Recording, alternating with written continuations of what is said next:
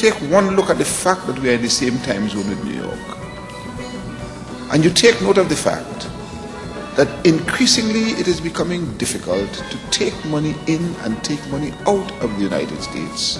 And as these restrictions are placed in the US, a number of the companies that operate in the financial sector in the US have begun to look outside of the US borders to see what the opportunities are for relocation. And Trinidad and Tobago is seeking to be on the ground floor of that particular move.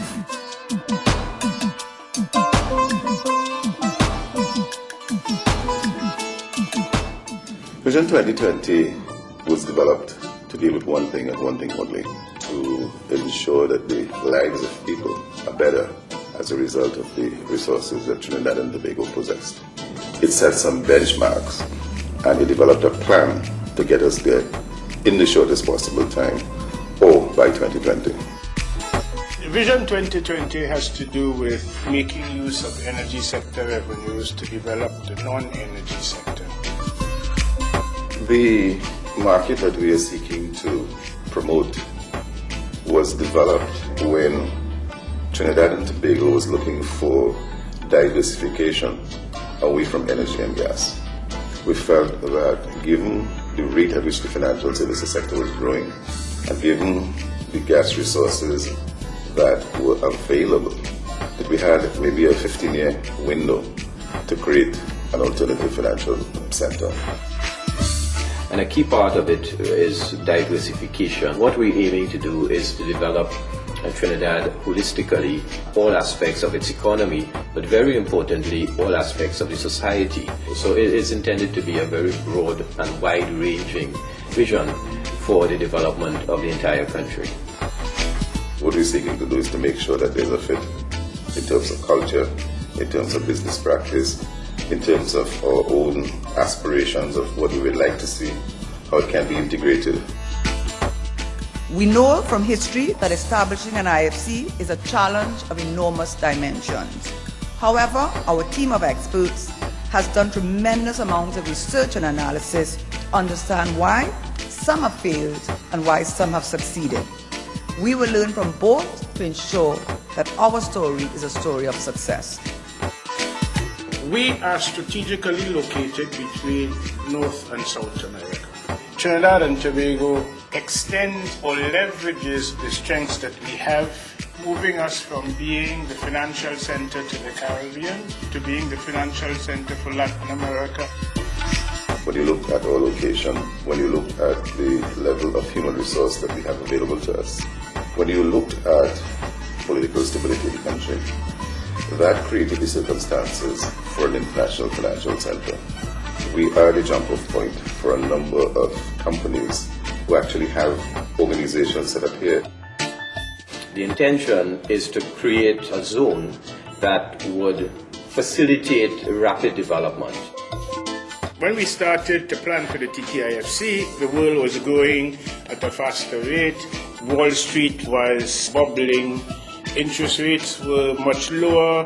International financial activity was much more robust. We need to take advantage of the opportunities that are offered by the crisis. We need to be offering some niche for large international firms. They need to see the difference that Trinidad and Tobago offers.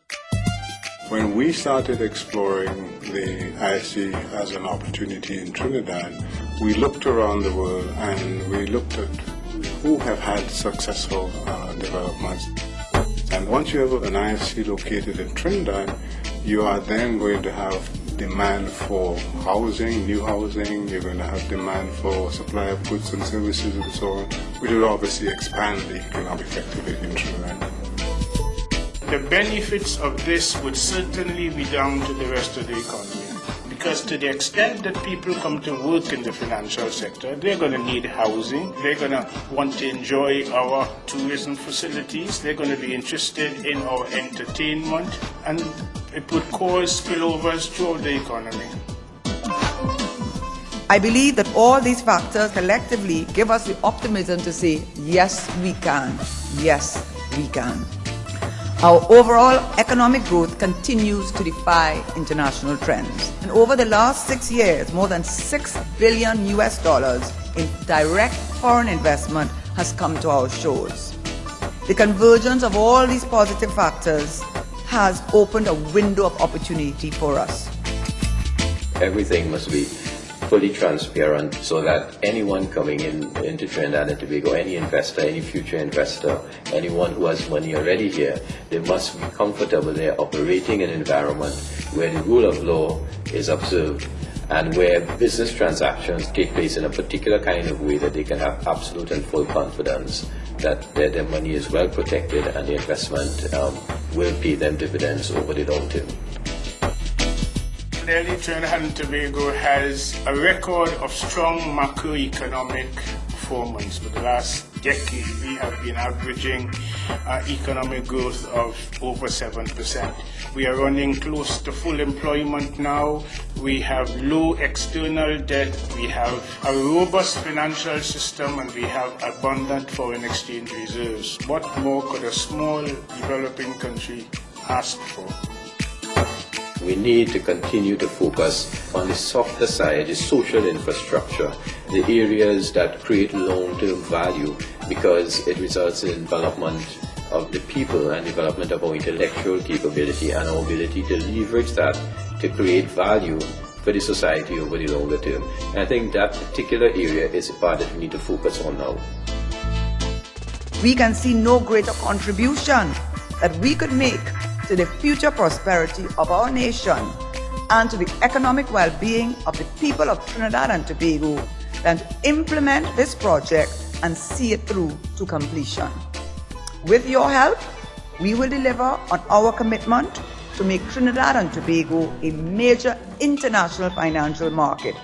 We have moved this project much farther along than many people thought possible. As we move forward, ladies and gentlemen, the one thing that the government of Trinidad and Tobago knows is this: what a country and a people are able to achieve will be limited only by the vision of its leaders.